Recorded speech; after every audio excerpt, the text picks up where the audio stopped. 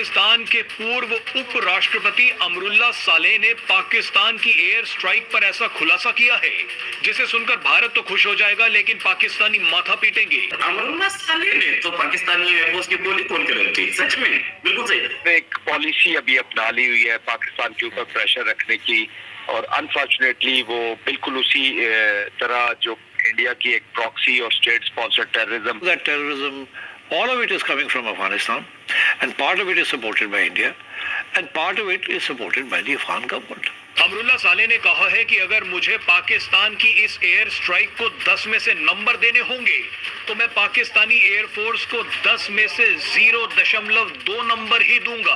ISPR ने एक press conference की थी कि हमारी आर्मी तैयार है किसी भी तरीके से इंडिया से लड़ने के लिए या किसी से भी लड़ने के लिए। अपने कंट्री में आर्मी महफूज नहीं, बाहर से लड़ने की बातें करते हैं। We are lost. We don't know how to deal with this insurgency on our borders. हमारा ख्याल है कि purely by military operations, जिसे intelligence based operation कहते हैं, हम कर सकते हैं। We can't.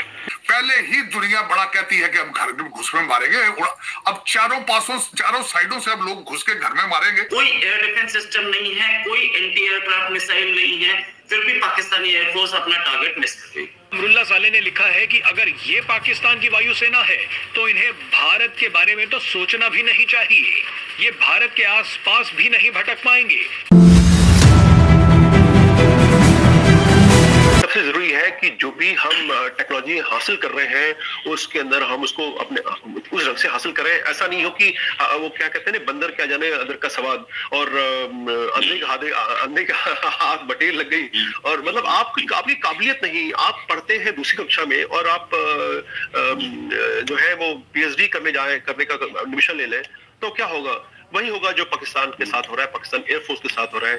कोई ऑपोजिशन नहीं था, आप वहां एक छत्र राजा थे, और एयरफोर्स अफगानिस्तान के पास है नहीं। आपको जाना था और मार के आना था, फिर भी आप टारगेट मिस कर गए। नीचे लिखा है wondering what PAF will do if the mission is India and the targets are highly defended installations or sites। बहुत बढ़िया। मुझे बोले कि PAF क्या करेगी जब इंडिया में एक हाईली डिफेंडेड टारगेट मिलेगा।